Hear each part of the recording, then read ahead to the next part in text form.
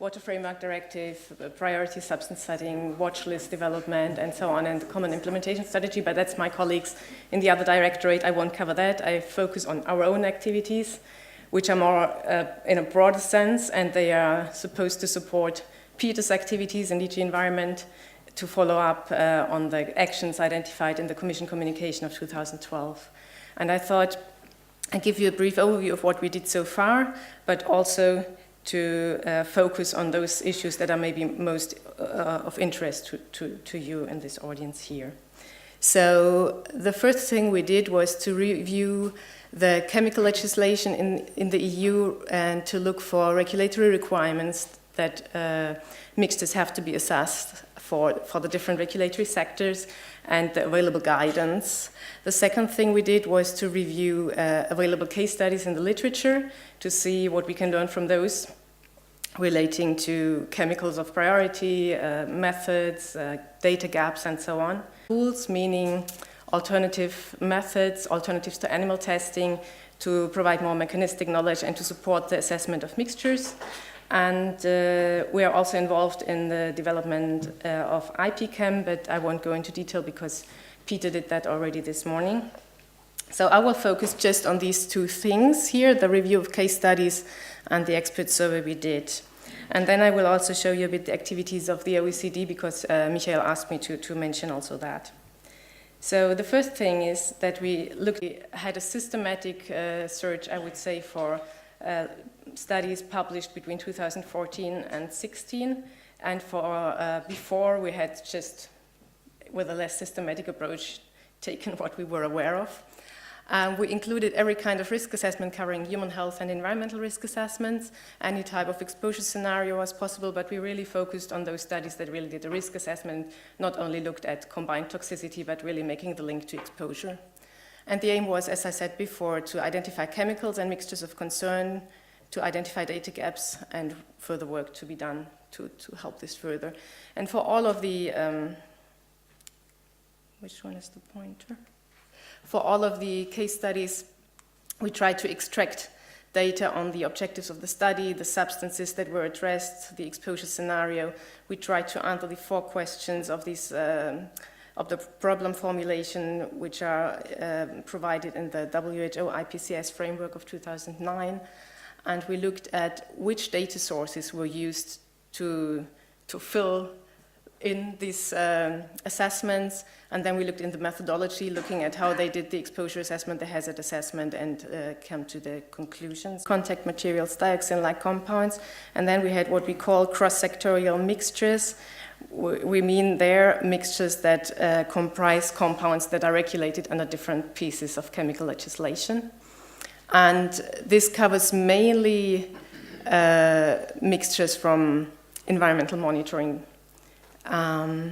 So based on this, we see that several groups of chemicals are covered, but we think it's not fully representative because from all what we read, we have the impression that it's mainly focusing on substances that are data-rich, and all the examples are usually drawn up in these cases where we know already that there might be a problem.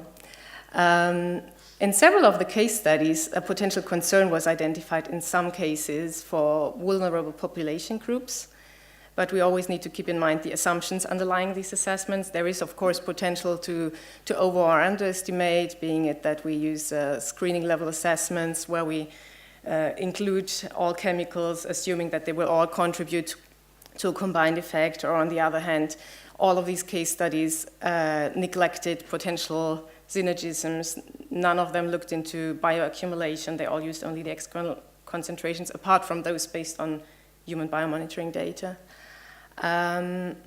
So what we see is that in most of these case studies, we have only a screening level assessment, and several authors stated that they would have liked to do a more refined assessment, but they were all running into a lack of data, being it on the exposure or toxicity side and on the data on mode of actions.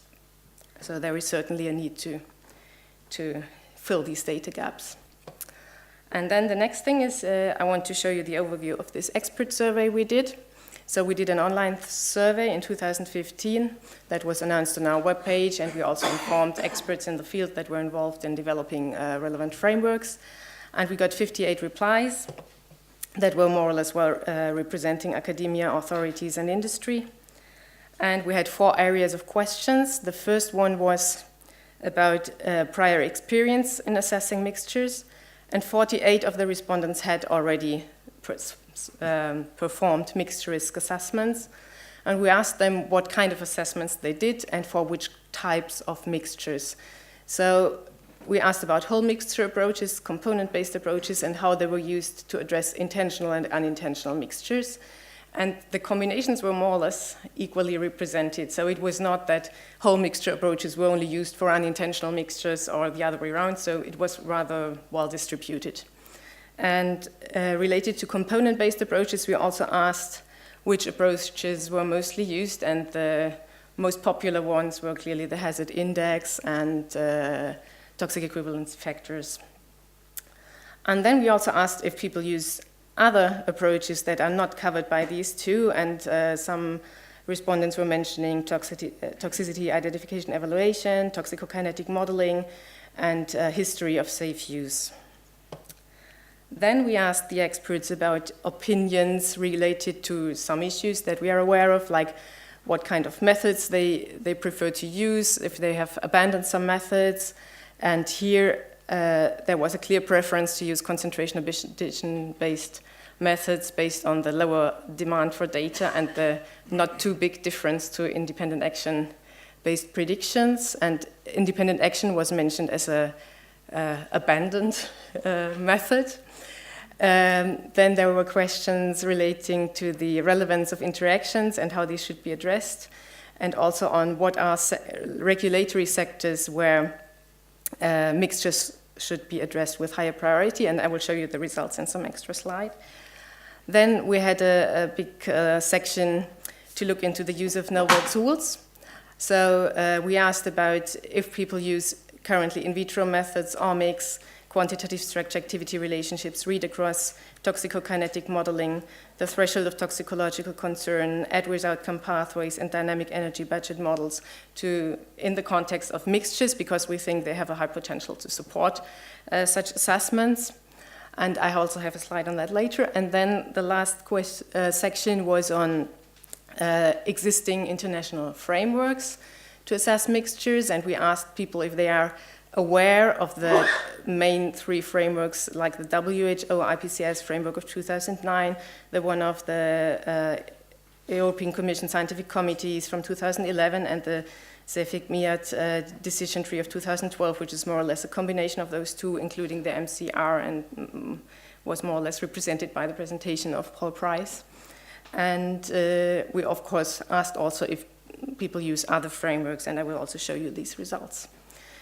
So regarding the priorities where mixtures should be addressed most urgently, let's say, the highest ranking was chemicals under REACH, meaning to address better the multi-constituent substances and UVCB substances, closely followed by plant protection products and also pharmaceuticals and biocides. So we see that the active substances are ranking more on the top, and some of the environmental legislation is more considered lower priority. But maybe we need to keep in mind for this that the experts who responded also had a similar pattern regarding their experience where they addressed mixtures so far, so it might be biased. Then we asked the question about interactions. The question was, based on your experience or knowledge about the toxicity of mixtures, do you consider it important to include interactions in the assessment, especially synergisms? And most of the respondents said yes, but only in case there is strong evidence from data available, like from read across, and it should be done on a case-specific, based on case-specific information. There were only few that said we would need like a conservative default safety factor to address or to take account of potential synergisms. And in these responses that added some other arguments, one argument was that it should be mainly considered in relation to active substances like pesticides, biocides, pharmaceuticals, where it should be most relevant. And then we asked this question about the use of alternative methods. And we see that the blue, red, and green together are all the yes answers, so that the experts are using such tools in the area of human health, environment, risk assessment, or both. And we see that in vitro methods are already used, QSARs and read-across are used, maybe the TTC, but most of the experts do not use such tools currently. And we asked for the reasons for using the tools, and the reasons for applying the tools were mostly that they save time, they're cost efficient, they provide the mechanistic information needed, they're more integrative and reduce in vivo testing. But on the other hand, there are many reasons for not applying such tools, and the main ones were a lack of standardization and validation, lack of guidance, and lack of expertise. And then we had the question on the frameworks. So you see that about half of the respondents were aware or using the WHO IPCS framework, and respectively, people were also using the other two frameworks. We also asked for other frameworks, and there the most often mentioned, most popular ones were guidance developed by EFSA on pesticide and from ECHA for biocides. So we can conclude from the survey that most experience is currently available in the area of plant protection products and chemicals under REACH. Regarding methods, concentration addition is the clearly preferred model, and independent action-based models were not recommended. Most respondents applied one of the existing frameworks or more, and several experts pointed out that there is a need to further develop harmonized guidance for combined exposure assessments. And this is also one of the reasons why I come to the current work under the OECD, and Michael also asked me to address it. So under the OECD Working Party on Hazard Assessment and on Exposure Assessment, there is currently a working group on combined exposure to multiple chemicals, and also Paul Price is part of that group. And the aim is to illustrate general considerations for the assessment of mixtures drawing from case studies. We're building upon the recommendations from the WHO OECD ILSI-HESI workshop on that topic. The aim of this guidance is to address human health, but also to cover environmental risk assessment by pointing out areas where there is a difference and what should be specifically addressed for the environment. And so far we have drafted the first three areas, which are problem formulation, hazard characterization, and exposure characterization. And the fourth part is currently under development, looking at the risk assessment and bringing all together and capturing and communicating uncertainties. And just to give you a flavor, we from JRC were mostly involved in drafting Area 2. And topics we address here are, for example, how to combine chemicals into hazard categories based on expected adverse outcome or mode of action. What are considerations for the incorporation of different data types, like in silico, in vitro, and in vivo methods? How can we consider differences in the potency of chemicals? And what are the data needs when we move through the tiered system, as, for example, the WHO IPCS framework? And then I just wanted to mention there is also a group now in the WHO. They are running a chemical risk assessment network, and they started in 2016. Under this risk assessment network, a group on combined exposure. It's a voluntary informal group which just started to informally exchange information on the activities of the participants in that group to see where we could maybe work together. And this is just, we have just had a few teleconferences, and now they are trying to develop more of a strategy how to go on. So this is more or less the overview I wanted to show. And to conclude, what we think we can learn from our activities regarding needs is that we should develop further case studies to learn more about or to address vulnerable population groups, to include substances that have not been considered so far, like emerging chemicals. We should further investigate different approaches for the grouping. And we want to explore further the relevance of interactions and also mixtures across different regulatory sectors. And as you see, there was pointed out in the survey, There is need for more harmonized guidance, where we have already the OECD activity. We have also EFSA activity, which will be presented tomorrow, and we are also in JSC working on that. So with this, I want to thank you for your attention. I could only pick some of the things we have done, so if you want to know all the details, you can go to our webpage and look into our reports, and of course, I'm happy to answer any questions.